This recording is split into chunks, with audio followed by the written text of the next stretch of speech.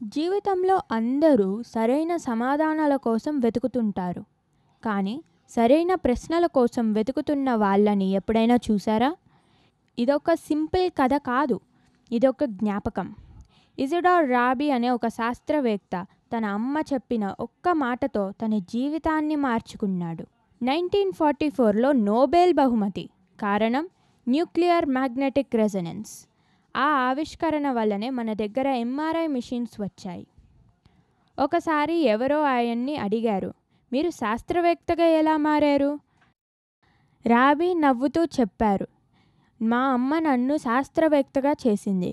తను అలా చెయ్యాలనుకోకపోయినా అందరూ పిల్లల్ని అడుగుతారు, ఈరోజు ఏమి నేర్చుకున్నావు? కానీ మా అమ్మ ఎప్పుడూ అడిగేది, ఈరోజు నువ్వు ఒక మంచి ప్రశ్న అడిగావా? రాబీ సమాధానాల్ని కాదు వెతికింది, అర్థాన్ని వెతికారు. ఎందుకు అనే ప్రశ్న వలన ఆయన సైన్స్నే మార్చేశారు.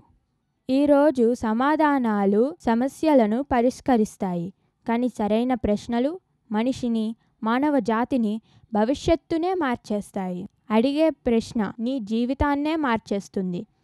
అందుకే ఈరోజు నువ్వు ఒక మంచి ప్రశ్న అడిగావా?